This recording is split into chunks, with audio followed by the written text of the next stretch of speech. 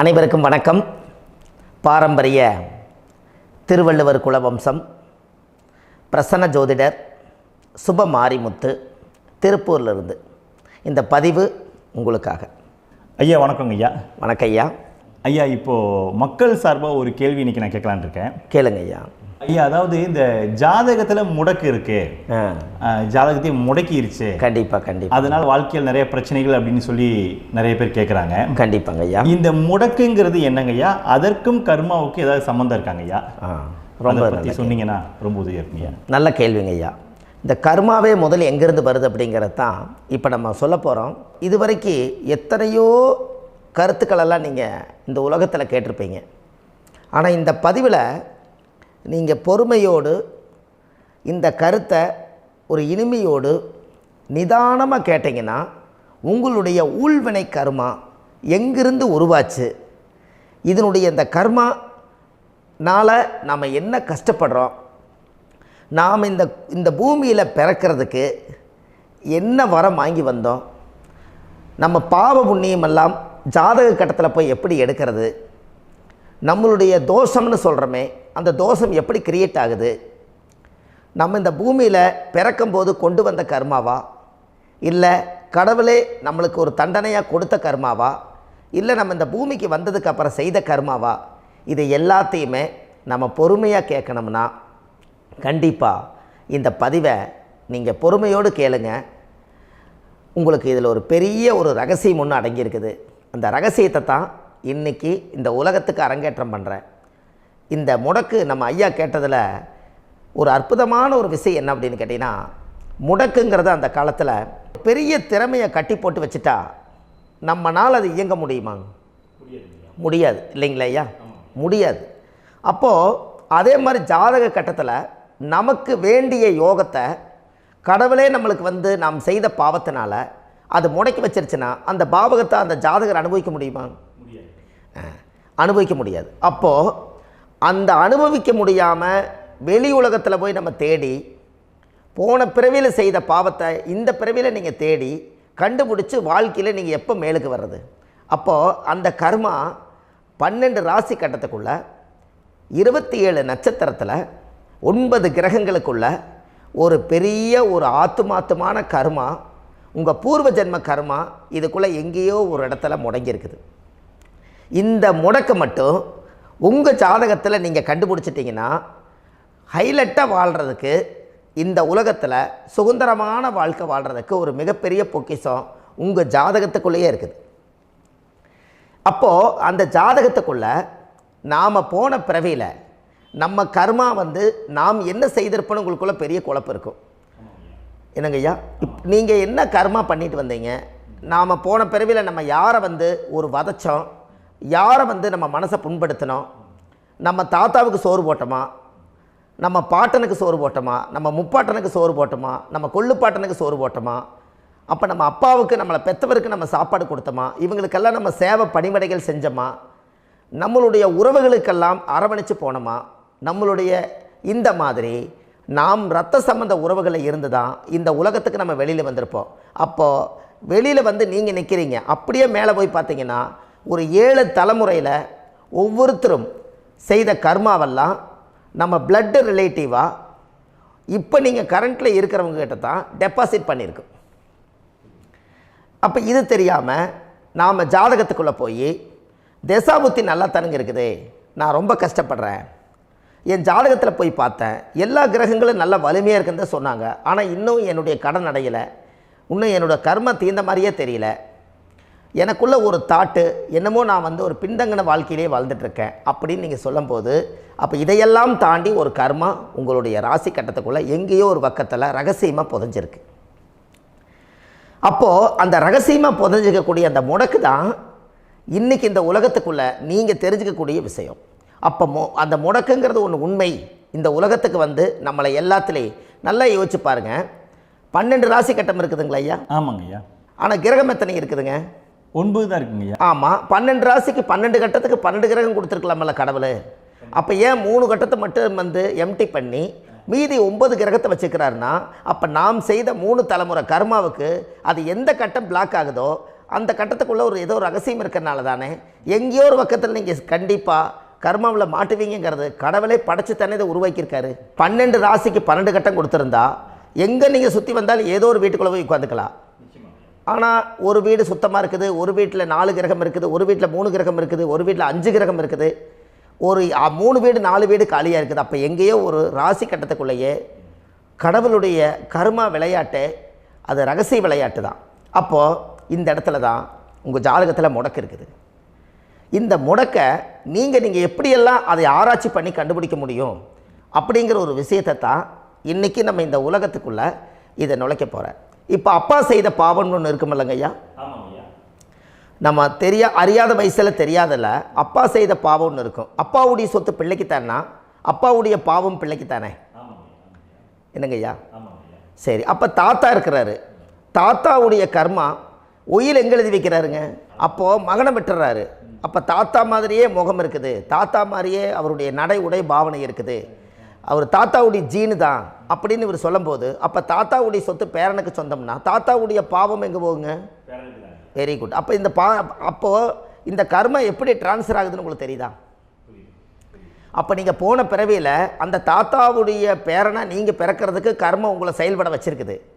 அதனால் நீங்கள் தாத்தாங்கிறீங்க. அதனால் அந்த கௌரவமாக எங்கள் தாத்தா சம்பாரித்த சொத்து நான் தான் அனுபவிக்கணுங்கிற விதியை நீங்கள் உருவாக்கிறீங்க. அப்போது இந்த ஜாதகத்தில் அந்த ஊழ்வினை தோஷந்தான் ஏதோ ஒரு வழியில் உங்களை கர்மாவை செயல்படுத்துது.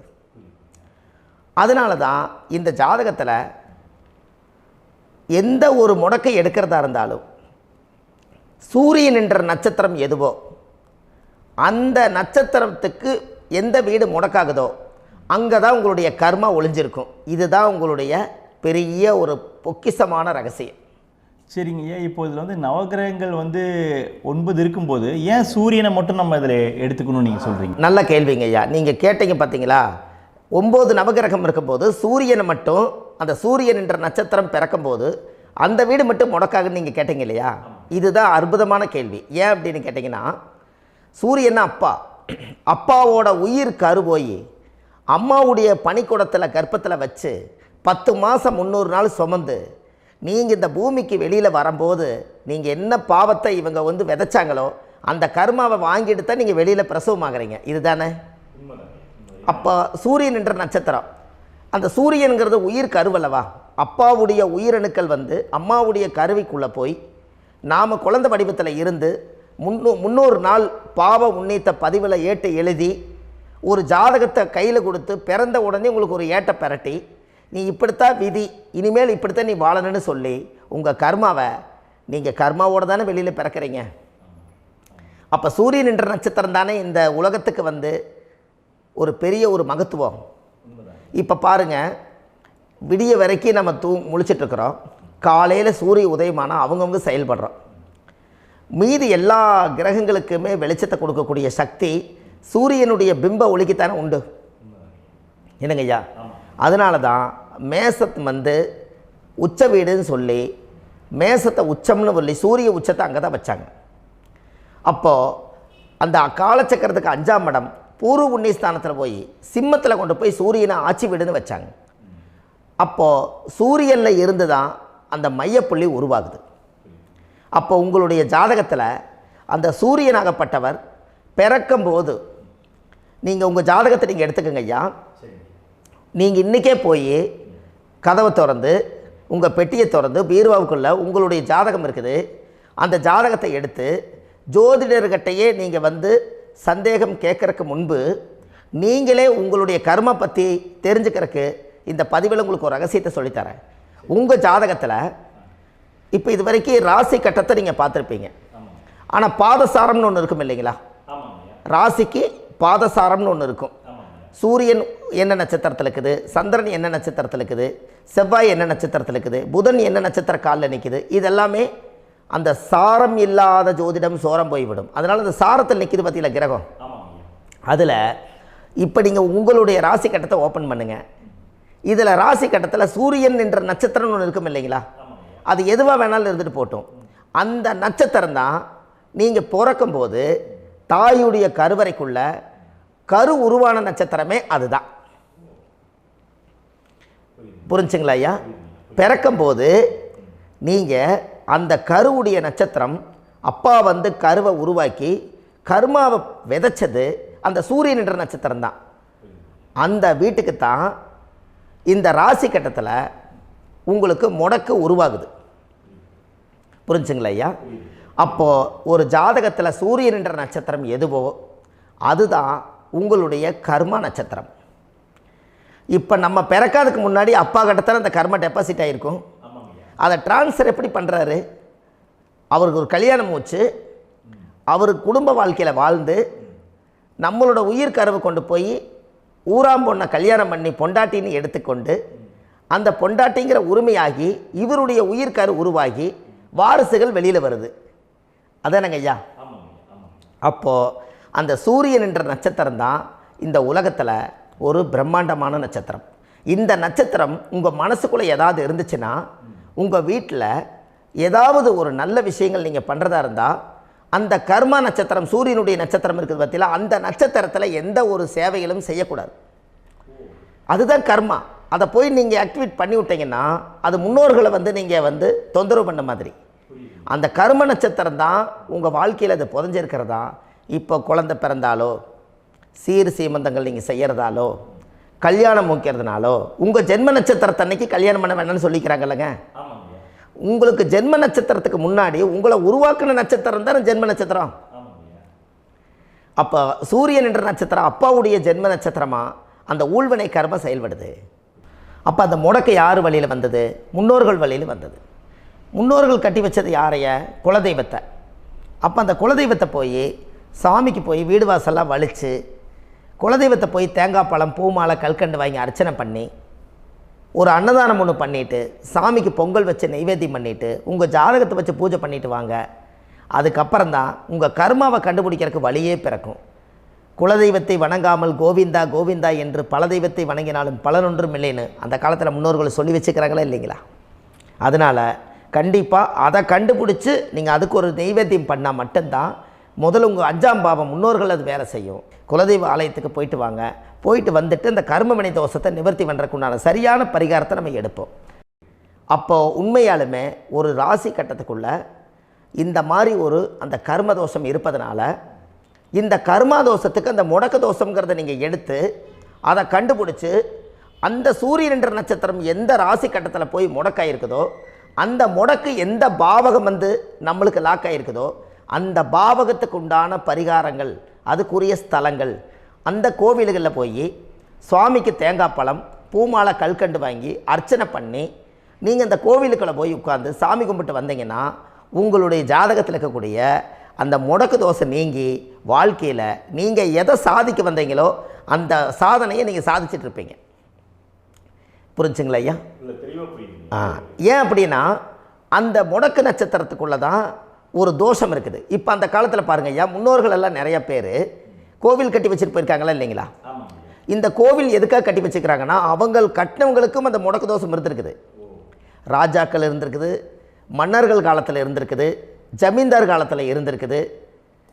இப்போ அவங்களுடைய அமைப்புகள் எல்லாமே முன்னோர்கள் என்னமோ அறியாமல் தெரியாத தன்னடக்கம் இல்லாத ஒரு கர்மாவை இவங்க செஞ்சிட்டாலும் அதுக்குரிய பரிகார ஸ்தலங்களை கொண்டு போய் அந்த காலத்திலே ஜாதகம் பார்த்து நம்ம வந்து முன்னோர்களுடைய பாவத்தை நாம் செய்த பாவத்தையும் தீர்த்துட்டு நமக்கு கீழே அடுத்த சந்ததிகள் அடுத்த தலைமுறைகள் வந்தாலும் இந்த கோவில்களுக்கு வந்து விளக்கு போட்டு சாமி கும்பிட்டு இந்த மண்ணை மிதிச்சிட்டு போனால் அன்னையோடு அந்த கர்மா தீருங்கிறது அந்த காலத்திலேயே முடக்க தோஷ பரிகாரத்தை கோவில் வழியில் அந்த காலத்தை திசை திருப்பி வச்சுருக்காங்க.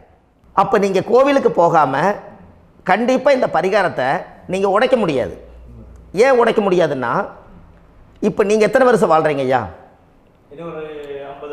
120 வருஷமே வச்சுக்கோங்க. சூரியன் திசை 6 வருஷம், சந்திரன் திசை 10 வருஷம், செவ்வாய் திசை 7 வருஷம், ராகு திசை 18 வருஷம், குரு திசை 16 வருஷம், சனி திசை 19 வருஷம், புதன் திசை 17 வருஷம், கேது திசை 7 வருஷம், சுக்கிரன் திசை 20 வருஷம். இப்போ நான் சொன்ன டோட்டலெல்லாம் கூட்டிங்கன்னா 120 வருஷம் வரும்.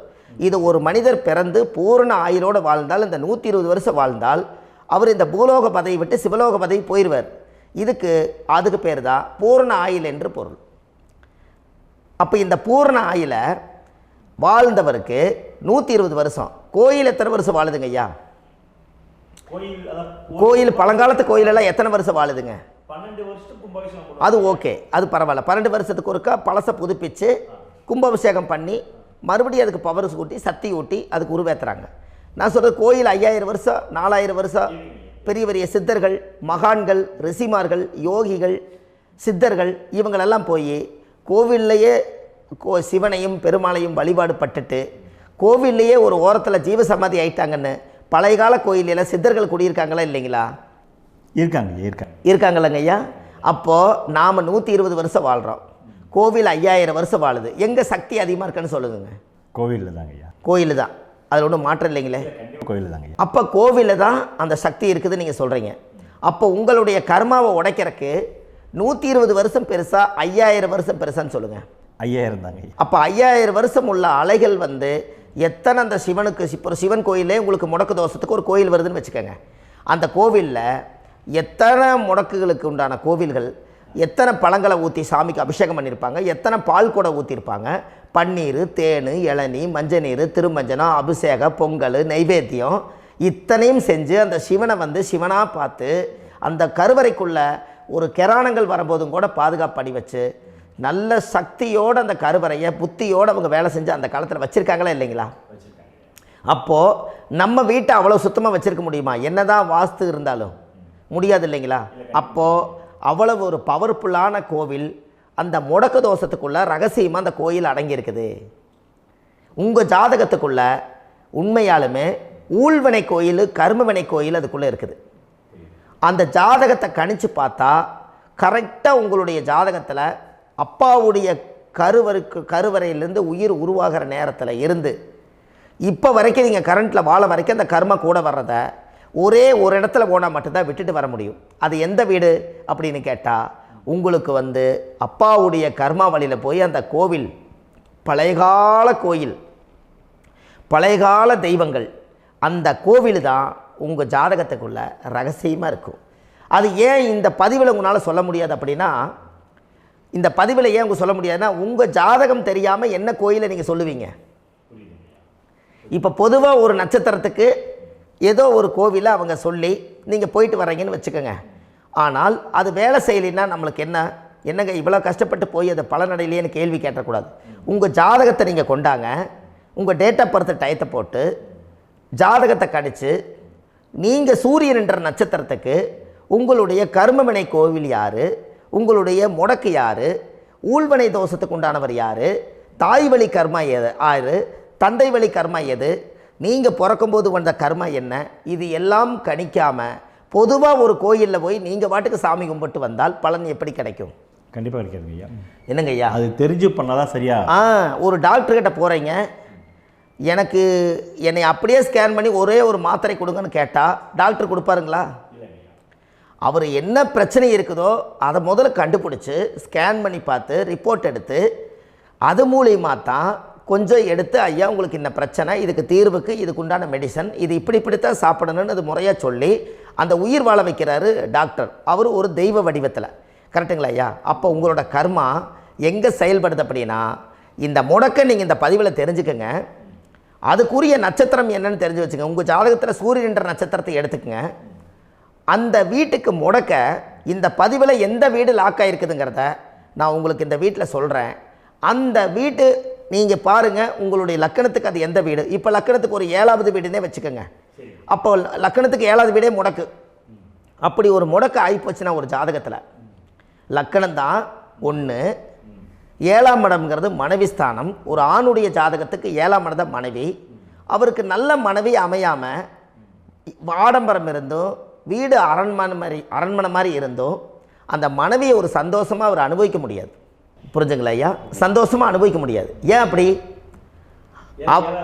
7ஆம் இடத்துல தான் அவரோட கர்மா உட்கார்ந்துருக்குது. கரெக்டாக சொன்னீங்க. 7ஆம் இடத்துல தான் அந்த கர்மா உட்கார்ந்துருக்குது. அப்போ அந்த 7ஆம் இடத்துல இருக்கக்கூடிய அந்த கர்மா போன பிறவியில் நீ மனைவிக்கு சோறு போடாமல் மனைவியை கட்டி வச்சு அடிக்கிறதும், மனைவியை துன்புறுத்துறதும், அந்த மனைவி இருக்கவே இன்னொரு வாழ்க்கைக்குள்ளே போகிறதும், இங்கே வாழ வேண்டிய தாம்பத்திய சந்தோஷத்தை கொண்டு போய் இன்னொரு இடத்துல கொடுக்கறதும், தெரிஞ்சிருந்தே நம்மளுடைய மனசுக்குள்ளே திருடுத்தனமாக வாழ்கிறதும், இது எல்லா கர்மாவும் போன பிறவியில் நாம் செய்த ஊழ்வினை கர்மா தான் உங்கள் ஜாதகத்தில் 7ஆம் இடம் முடக்கு. அப்போ அந்த 7ஆம் இடம் முடக்கா இருந்துச்சுன்னா கண்டிப்பாக உங்கள் ஜாதகத்தில் நீங்கள் என்ன அனுபவிச்சிட முடியும்? நல்ல நண்பர்கள் கிடைக்க மாட்டாங்க, நல்ல ஒரு பார்ட்னர்ஷிப் அமையாது, நல்ல ஒரு நட்பு வட்டங்களில் எதையும் அனுபவிக்க விடாது, ஒரு அங்கீகாரமான உறவுகளில் போய் நம்ம ஸ்ட்ராங்காக நிற்க முடியாது. 7ஆம் இடம் என்பது தாம்பத்திய வாழ்க்கை, பூர்த்தி இல்லாத வாழ்க்கையாக இருக்கும். இப்படியெல்லாம் அந்த ஜாதகத்தில் ஒரு பொதுவாக ஒரு ஜாதகத்தில் 7ஆம் பாவம் முடக்காயிட்டால் இந்த கர்மாவை அவர் அனுபவிச்சுக்கிட்டே இருப்பார். இது எப்போத்தான் அதுக்கு ஒரு தீர்வு வேணுங்கய்யா? அந்த கோயில் எதுன்னு நீங்கள் கரெக்டாக சொன்னீங்க. இப்போ இது மனிதனால் செயல்படுது. மனிதர்கள் தான் கோயிலை கட்டி வச்சாங்க. தெய்வத்தை விட ஒரு காலத்தில் மனிதர்களுக்கு மகிமை ஜாஸ்தி. ஏன்னா சாதாரண ஒரு மண் பூமியாக இருந்த இடத்த மனிதர்கள் தான் கோயில் கட்டி ஒரு மகிமைப்படுத்தி புண்ணியம் பண்ணி வச்சாங்க. மனிதர்களுக்கு சக்தி அதிகம்தான், ஆனால் பிரபஞ்சத்துக்கு அதை விட சக்தி அதிகம் அல்லவா? ஐயா, நீங்கள் கோவிலுக்கு போய் அந்த கர்மா உடைக்கிறதுக்கு கோவிலில் சக்தி இருக்குது, ரைட்டு. ஆனால் நம்ம வீட்டுக்கும் கோயிலுக்கும் ஒரு மிகப்பெரிய தொடர்பு என்னென்னா, அந்த கோயில் கட்டுறவங்க எல்லாமே பழைய காலத்து கோயிலெல்லாம் பாருங்கள், பஞ்சபூதத்தை வச்சு கட்டியிருப்பாங்க. பஞ்சபூதத்தை வச்சு தான் கட்டுவாங்க கோயில். அது உங்களுக்கு தெரியணும் இல்லைங்களா? பஞ்சபூதம்னா நீர், நெருப்பு, காற்று, பூமி, ஆகாயம். இந்த பஞ்சபூதத்தினுடைய சக்திகள் எல்லாம் ஒரே நேர்கோட்டுக்கு என்னைக்கு வருதோ அன்னைக்கு தான் அந்த கோவிலுடைய பாலக்கால் போட்டு 1000-2000 வருஷம் நிலச்சி நிற்கிறது. காரணம், இந்த பிரபஞ்சத்தில் பஞ்சபூதம் எப்படி நிலச்சி நிற்குதோ அதுபோல் 5000 வருஷம் நிற்கிறதுக்கு அந்த பஞ்சபூத சக்தி வச்சு தான் சாமி சிலையை பிரதிஷ்டை பண்ணி வச்சுருப்பாங்க. அதனால தான் இந்த கோயில்கள் எல்லாம் 5000 வருஷமாயும் எத்தனையோ கிராணங்களை எல்லாம் தப்பிச்சிருக்கிறதுக்கு காரணம். அப்பேற்பட்ட புண்ணிய ஸ்தலம் உங்களுக்கு எதுன்னு தெரியணும் அல்லவா? என்னங்க ஐயா? அப்பேற்பட்ட புண்ணிய ஸ்தலம் உங்களுக்கு எதுன்னு தெரிஞ்சால் தானே நீங்கள் போய் செய்ய முடியும், இல்லாட்டி கண்டிப்பாக தெரியாது. அப்போ இந்த முடக்கு தோஷத்தை கடவுள்கிட்ட கொண்டு போய் ஒப்படைக்கணும். நாம் பிறக்கும் போது கொண்டு வந்த கர்மாவை நாம் இருக்கும் காலத்தில் கொண்டு போய் இந்த கர்மாவை சுத்தப்படுத்தி, நீங்கள் பாவ ஆத்மாவை இந்த பூமியில் பிறந்து பூலோகத்தில் எல்லா புண்ணியத்தையும் செஞ்சுட்டு இந்த பூலோகத்தை விட்டு நீங்கள் போகும்போது புனித ஆத்மாவாக போகணுன்னா உங்கள் கர்மாவை கொண்டுட்டு போகாதீங்க, கர்மாவை நிவர்த்தி செய்யுங்க. என்னங்க ஐயா? அப்போ கர்மாவை சுத்தப்படுத்துங்க. கர்மாவை சுத்தப்படுத்திட்டு உங்களுக்கு பிறக்கிற குழந்தைகளுக்கு அந்த கர்மாவை டிரான்ஸ்ஃபர் பண்ணாமல் உங்களோட நில் பண்ணுங்க. ஒரு உதாரணம் சொல்லட்டுங்களா ஐயா? ஒரு காந்தம் ஒன்று இருக்குது இல்லைங்களா? ஒரு காந்தம்ங்கிறது ஒரு தாத்தாவாக வச்சுக்கோங்க. ஒரு இரும்பை கொண்டு போய் வச்சா ஒட்டு மோட்டாதா? அப்போ ஒட்டுனோடனே காந்தம்ங்கிறது தாத்தா, அவருக்கு பிறந்த வாரிசுக்கு அந்த கர்ம டிரான்ஸ்ஃபர் ஆயிருமா? சரி, இன்னொரு இரும்பை கொண்டு போய் வைங்க, ஒட்டு மோட்டாதா? அப்போ அது பேரனுக்கு வைங்க, பேரனுக்கு வந்துருச்சு அந்த கர்மா. இன்னொரு இரும்பை கொண்டு போய் வைங்க, அந்த காந்தத்துக்கு நேர் இன்னொன்று வைங்க, ஒட்டு மோட்டாதா? அப்போ அதை கொண்டு போய் நம்ம கொள்ளு பேரனுக்கு வைங்க. இப்படியே டிரான்ஸ்ஃபர் ஆகி தலைமுறையாக இந்த கர்மா தொடர்ந்துக்கிட்டே இருக்குது. இந்த இடத்துல கொண்டு போய் காந்தத்துக்கு இரும்பு ஒட்டிகிட்டே இருக்குதுல்ல, இந்த இடத்துல ஒரு மரக்கட்டை செஞ்சு கொண்டு போய் கரெக்டாக வச்சுக்கினே போட்டுமா? அந்த மரக்கட்டையை கொண்டு போய் வைக்கிறவர் யார்? மரக்கட்டை வச்சுட்டு அடுத்த வாரிசு புனிதமாக பிறந்துட்டு அந்த மேலே இருக்கிற கர்மாலாம் இந்த அடுத்த இதுக்கு வராதில்ல. இதுதாங்க ஐயா கர்மா. தொடர்ந்து வரக்கூடிய கர்மாவை அதை நில் பண்ணணுங்கிறதுக்கு பேர் தான் இந்த உதாரணத்தை சொன்னவங்களுக்கு.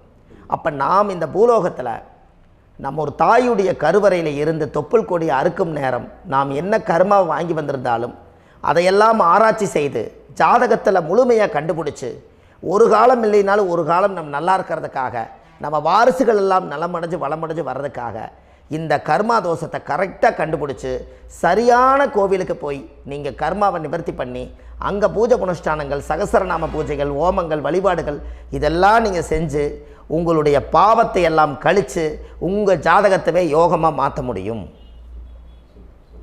கண்டிப்பாக மாற்ற முடியும். ஏன்னா நம்ம யாரை நம்பி செய்கிறோம்? சரியான கடவுள்கிட்ட வழிகாமிக்க போகிறோம். அப்போ கடவுள் பொய்யாயிருவாரா? ஐயா நம்ம அதாவது அந்த காலத்தை சொல்லுவாங்க, சத்தியுள்ள சாமி கும்பிட்டு புத்தி உள்ள உள்ளே பெக்கணும்னு சொன்னாங்க. 16 வதபதன்னு பெக்கலை, எல்லாம் அறிவோடு பெற்றாங்க. அதனால் எல்லாமே தாய் தந்தைகள் பேச்சை கேட்டாங்க. அன்றைக்கி எல்லாருமே தாய் தந்தைகளுக்கு தூணாக நின்னாங்க. அப்போ அந்த காலத்தில் சத்தியுள்ள சாமி கும்பிட்டு புத்தி உள்ள உள்ளே பெக்கணும்னு சொல்லி அன்றைக்கி அறிவோடு பெற்று இந்த கர்மாவை ஆளுக்கு ஒரு கர்மாவை டிரான்ஸ்ஃபரை பிரித்து எல்லாரும் சுத்தப்படுத்தினாங்க. இன்றைக்கி நம்ம ஒரு குழந்தை 2 குழந்தை பெற்று வச்சுருக்கோம். அவங்களுக்கே இவ்வளவு கர்மா வந்துருச்சுன்னா இந்த குழந்தைகளுக்கு என்னைக்கு இந்த கர்மாவை போய் கண்டுபிடிச்சி நீங்கள் எப்போ சரி பண்ணுவீங்கன்னு. அப்போ இந்த வாழ்க்கையில் ஏதோ ஒரு பிரபஞ்ச சக்தி நம்மளை அறியாமல் என்னமோ ஒரு இயக்கத்தில் கொண்டு போய் விட்டுருச்சுங்களா? அப்போ இனிமேலாவது இந்த கர்மாவில் இருந்து கண்டிப்பாக நம்ம நிவர்த்தி ஆகணும்னு சொன்னால் இந்த முடக்கு தோஷத்தை யாரெல்லாம் கண்டுபிடிச்சி இந்த ஊழ்வினை கர்மாவில் இருந்து நாம் கருவறையில் சுமக்கும் போது 10 மாதம் நீங்களாம் என்னென்ன நினச்சிருப்பீங்க? அதாவது கருவறைக்குள்ள கருப்பாக ஒரு பிண்டம் இடப்பக்கம் கிடக்கையில் இந்த பூமிக்கு வரும்போது நீங்கள் என்னென்ன நினச்சிருப்பீங்க? இந்த பிறந்ததுக்கு அப்புறம் வந்து தான் அம்மா தெரியுது, அப்பா தெரியுது, தாத்தா தெரியுது, பாட்டி தெரியுது, இந்த உலகத்தில் கண்கொள்ளாத காட்சிகள் எல்லாம் தெரியுது, எல்லாம் தெரியுது. ஆனால் 10 மாதம் உங்கள் வாழ்க்கையில் நீங்கள் இருக்கும்போது நீங்கள் என்னென்னலாம் நினச்சி இந்த பதிவில் இறைவன் கொடுத்தாரோ அதையெல்லாம் அனுபவிக்கத்தான் வந்தீங்க. அதுக்கு இடையில இருக்கிறதான கர்மா. இந்த ஒரு விஷயம் உங்களுக்கு கிடச்சிருச்சுன்னா நீங்கள் எல்லாருமே ராஜயோகமாக பிழைப்பீங்கள்ல. இதில் ஏழை பணக்கார யாரையுமே சொல்ல வரல.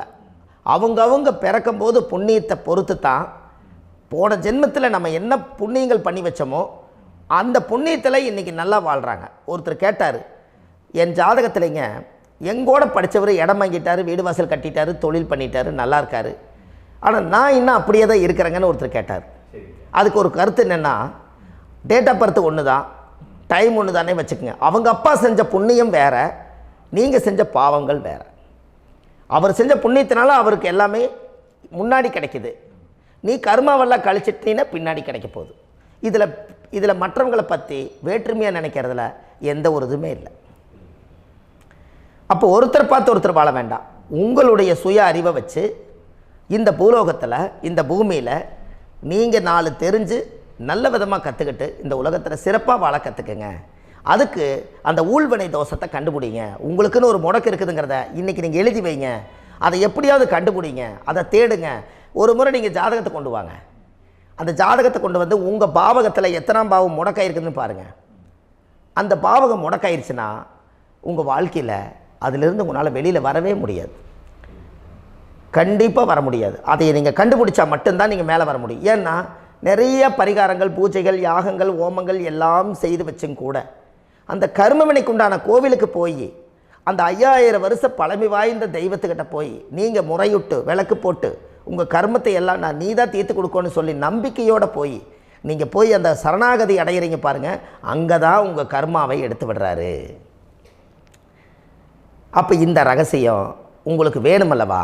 அப்போ உங்கள் ஜாதகத்தில் எங்கே முடங்கி அதுக்குரிய கோவில்கள் எல்லாம் என்ன, அதுக்கு தான பரிகாரம் என்ன, அதுக்கு நீர் பரிகாரம் என்ன, யாத்திரை பரிகாரங்கள் என்ன, நீங்கள் வீட்டில் இருந்தே செயல்படுத்தக்கூடிய பரிகாரங்கள் என்ன, பரிகாரம் கோவிலுக்கு போய்த்தான் நடக்குமா, இல்லை நாம் வீட்டில் வச்சு வணங்குறதுனால நடக்குமா, நாம் செய்யக்கூடிய தர்ம பரிகாரங்கள் என்ன, தான பரிகாரங்கள் என்ன, இப்படி பல விதமாக இருக்கிறனால உங்கள் ஜாதகத்துக்கு எந்த மாதிரி பரிகாரம் கனெக்ட் ஆகுதுங்கிறது தெரியணும்.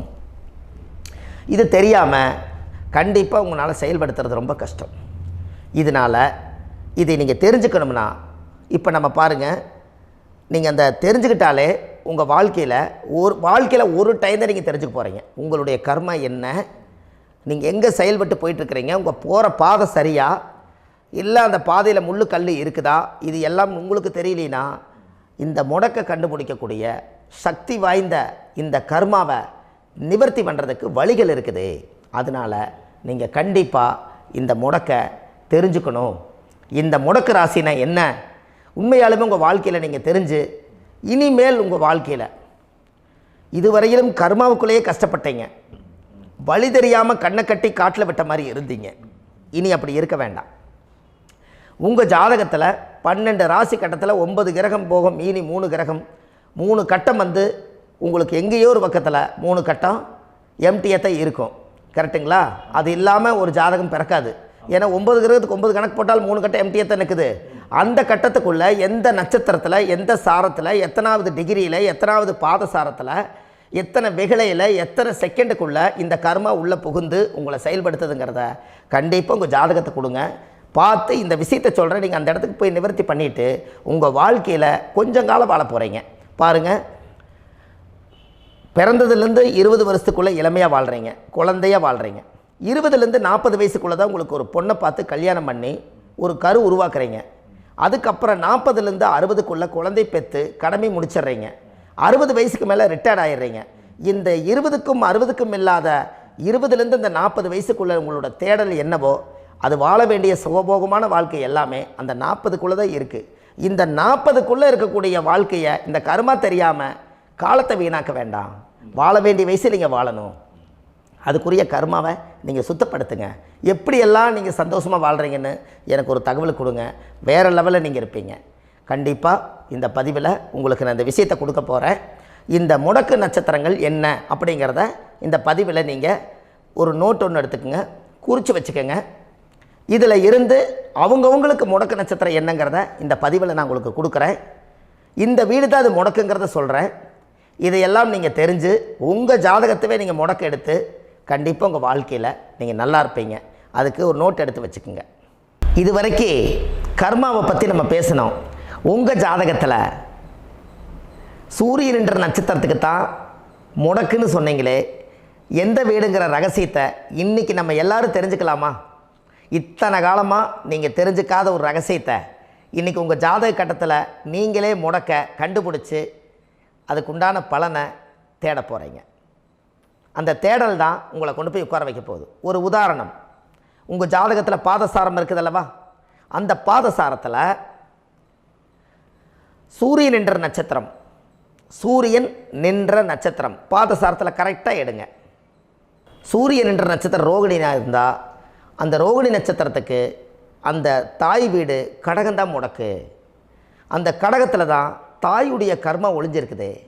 நீங்கள் தாயுடைய கருவறையில் இருந்து தொப்புள் கொடியை அறுக்கும்போதே உங்களுடைய ஊழ்வினை தோஷம், உங்கள் முன்னோர்கள் செஞ்ச பாவ புண்ணியமெல்லாம் கடகத்தில் போய் முடங்கிருச்சு. அப்போ தாய் வீட்டு கர்மாவை நீங்கள் சுமந்துக்கிட்டு இருக்கிறீங்க. தாயுடைய கர்மாவுக்குள்ளே தான் அந்த ரகசியம் அடங்கியிருக்குது. அதை சரியாக கண்டுபிடிச்சி அந்த முடக்க உங்கள் ஜாதகத்தில் எந்த கிரகமாக இருந்தாலும் சரி, கடகராசியில் எந்த கிரகமாக இருந்தாலும் அது முடங்கியிருக்கும். அந்த முடக்கை என்றைக்கு நீங்கள் ரிலீஸ் பண்ணுறீங்களோ அன்றைக்கி தாய் வீடே உங்களுக்கு சுத்தமாயிருமில்ல. கண்டிப்பாக இதை நீங்கள் செஞ்சுட்டு வாங்க. உங்கள் வாழ்க்கையில் எப்படி ஒரு மாற்றங்கள் இருக்குதுன்னு மட்டும் நீங்கள் பாருங்கள். இந்த ரோகிணி நட்சத்திரத்தில் இது வரைக்கும் நீங்கள் பார்த்தீங்க.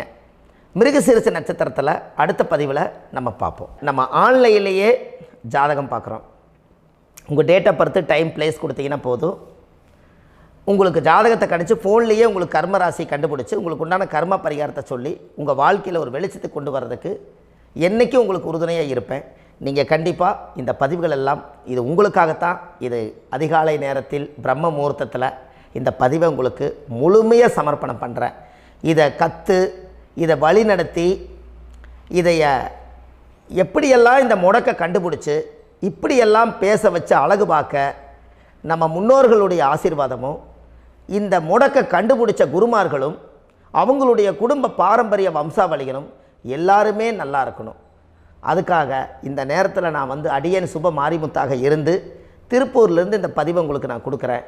கண்டிப்பாக இந்த முடக்கு கோயிலுக்கு, இந்த முடக்கு தோஷத்துக்கு உண்மையான பரிகாரங்கள், எளிமையான பரிகாரங்கள் நீங்களே வாழ்க்கையில் செஞ்சு ஆதிகால பரிகாரங்கள் உங்கள் மனசுக்குள்ளே இருக்குது.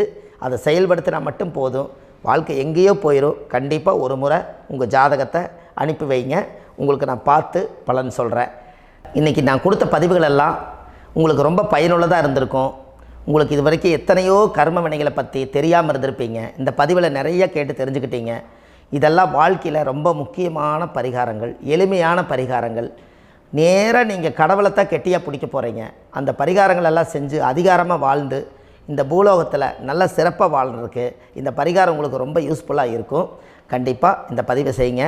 நம்ம பாரம்பரிய திருவள்ளுவர் குல வம்சம், பிரசன்ன ஜோதிடர் சுப மாரிமுத்து, திருப்பூரில் இருக்கேன். 30 ஆண்டு காலமாக நம்ம ஜோதிடம் பார்த்து கொண்டு இருக்கிறோம். இவ்வளவு காலமாக எத்தனையோ ஆயிரக்கணக்கான மக்களுக்கு நம்ம ஜோதிடம் பார்த்து வழிகாட்டி நிறைய மக்களுக்கு நிறைய சேவைகள் செஞ்சுருக்கேன். நிறைய கோயில் கட்டி வச்சுருக்கேன், கும்பாபிஷேகங்கள் பண்ணி வச்சுருக்கேன், அன்னதானங்கள் நிறையா பண்ணி வச்சுருக்கேன், புண்ணிய யாத்திரைகள் நிறைய போய் வந்திருக்கேன். மக்களுக்காகவே நான் உங்களுக்கு உழைக்க தயாராக இருக்கேன்.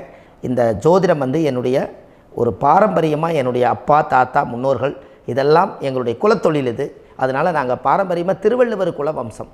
வள்ளுவர் வாக்குன்னு யூடியூப் சேனலில் போனீங்கன்னா 1000 பரிகாரங்கள் கொடுத்துருக்கேன். அதுவும் உங்களுக்கு ரொம்ப யூஸ்ஃபுல்லாக இருக்கும். வள்ளுவர் வாக்கு அப்படின்னு போடுங்க. அப்படி இல்லைன்னா சுப மாரிமுத்துன்னு போடுங்க. இதில் பரிகாரங்கள் நிறையா கொடுத்துருப்பேன்.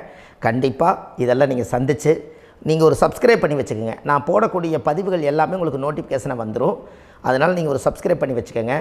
தினமும் ஒரு தகவல் உங்களுக்கு கொடுத்துக்கிட்டே இருக்கேன். இதெல்லாமே உங்களுக்கு ஒரு பெரிய சந்தோஷமான நிகழ்ச்சிகள். என்றைக்கும் உங்களோட நான் வாழ்கிறேன். உங்களுடைய குடும்பத்தில் நான் ஒருத்தராக இருந்து குடும்ப ஜோதிடராக நான் இருப்பேன். கண்டிப்பாக ஆயுளுள்ள வரைக்கும் உங்களுக்காக இந்த ஜோதிடத்துக்கு உழைச்சி உங்கள் குடும்பத்தில் ஒருத்தராக நான் வந்து ஒரு ரத்த உறவில் நான் வந்து இந்த பூர்வ ஜென்மத்தில் உங்களுக்கு நான் கடமைப்பட்டிருக்கேன். கண்டிப்பாக அடுத்த பதிவில் உங்களை நான் சந்திக்கிறேன். வாழ்வது ஒரு முறை, வாழ்த்தட்டும் தலைமுறை. நன்றி, வணக்கம்.